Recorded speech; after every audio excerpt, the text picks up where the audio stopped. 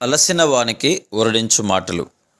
సహోదరుడు భక్తి సింగ్ గారి పరిచర్య నుండి సేకరించిన అనుదిన ధ్యానములు. ఫిబ్రవరి 21. నేను యెహోవా యొద్ద విచారణ చేయగా ఆయన నాకు ఉత్తరమిచ్చెను. 34వ కీర్తన 4వ వచనం. 34వ కీర్తన 5వ వచనంలో వారు ఆయన తట్టు చూడగా వారికి వెలుగు కలిగెను అని చదువుదుము. దీని అర్థం ఏమనగా, వారు వెలుగుచు ప్రకాశించుచుండిరి.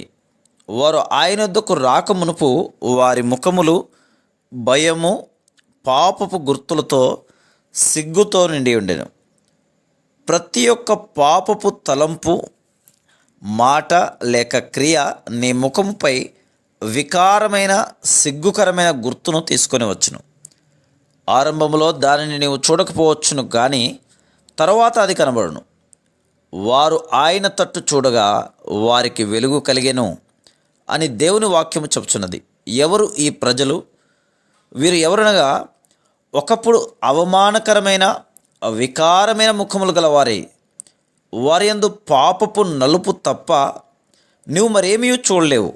అయితే ఇప్పుడు వారు ఆయనను చూచుట వలన వారి ముఖములు ప్రకాశించుచుండెను, అవి వెలుగుచుండెను. ఒక క్రొత్త పరలోక సౌందర్యము వారి ముఖముల మీదకి వచ్చెను. దేవుడిచ్చు ఈ సౌందర్యము సబ్బు కానీ, పౌడర్ కానీ, క్రీమ్ కానీ, లేక బంగారు వెండి నగలు ధరించుట ద్వారా కానీ రాదు. కొందరు ఎంత బుద్ధిహీనులుగా ఉందరు కదా, వారు అలాంటివి వాడుట ద్వారా తాము అందముగా ఉండగలమని తలంచుదురు. నిజముగా ఈ విధంగా వారు వికారముగా అగుదురు. కేవలం మన భయములు పోయి విశ్వాసము ద్వారా మన కష్టములను జయించినప్పుడు దేవుని యొక్క మహిమతో ప్రకాశించు ముఖములు కలిగిందుము. దావీదు యొద్దకు సనుగుచు గొనుగుచు విచారముఖములతో వచ్చిన ప్రజలు చీకటి గల అదుల్లాము గుహలో కూడా దావీదు ముఖము ప్రకాశించుచుంటను చూచిరి. వారు కూడా ప్రభు వైపు చూచుటకు నేర్చుకొనిరి. వారి ముఖములు కూడా ప్రకాశించనారంభించెను. వారి ముఖములపై తమ దారిద్ర్యము రోగమునకు బదులు దైవిక మహిమ సౌందర్యములు ప్రకాశించుచుండెను. అదే కీర్తనలో 4, 6, 17, 19 వచనములలో కీర్తనాకారుడు అనేక శ్రమల ద్వారా వెలుచున్నట్టుగా చూచుదుము. అయితే అతడు ప్రభు యుద్ధకు వచ్చి ఆయన్ను చూచినప్పుడు భయములన్నిటి నుండి తప్పించబడెను. అతని కష్టములు శ్రమలన్నీ మాయమైపోయాను. ఒకవేళ నీ మాటలు వినుటకు నాకు సమయము, నాతో మాట్లాడుటకు నీకు సమయము ఉన్నయల్లా నీ కష్టములన్నీ నాతో చెప్పుదువు. అయితే వినుము, నీ కష్టములు నాకు చెప్పకము. వాటిని నీ పొరుగు వారితో కానీ, ప్రసంగికులతో కానీ, లేక ఏ ఒక్కరితోనూ చెప్పకము.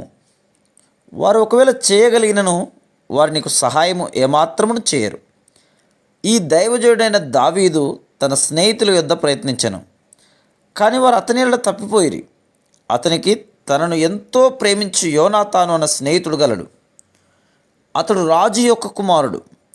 అతడు సహాయము చేయవలనని ప్రయత్నించినను అతడు చేయలేకపోయాను. మరియు ఇతర రాజుల యొద్దకు వెళ్ళినను వారు కూడా తప్పిపోయిరి. అంతమున అతడు తాను యెహోవా యొద్ద విచారణ చేస్తేనని చెప్తున్నాడు. మరొక విధంగా చెప్పవలన అతడు ప్రభువును చూచెను. అప్పుడు అతడు ఇట్లు చెప్పెను, నాకు ఏ నొప్పి లేదు, ఏ బాధ లేదు, ఏ శ్రమలు లేవు, అవన్నీ పోయినవి. చూడి, ప్రభు నాకు సహాయం చేశాను. నా భయములన్నిటి నుండి ఆయన నన్ను తప్పించెను. ఇంకను కొండ గుహలలో నివసించుచున్నను, ఇంకను అదే కష్టములలో ఉన్నను, ఇంకను సౌలు ద్వారా తరమబడుచున్నను. అతడు విశ్వాసం ద్వారా ఇట్లు చెప్పుచున్నాడు, నేను యెహోవా యొద్ద విచారణ చేయగా ఆయన నాకు ఉత్తరమిచ్చెను. నాకు కలిగిన భయములు, శ్రమలు, పరీక్షలు, కష్టములన్నిటి నుండి ఆయన నన్ను తప్పించెను. అదే రీతిగా ఆయన నిన్ను కూడా తప్పించును. Praise the lord.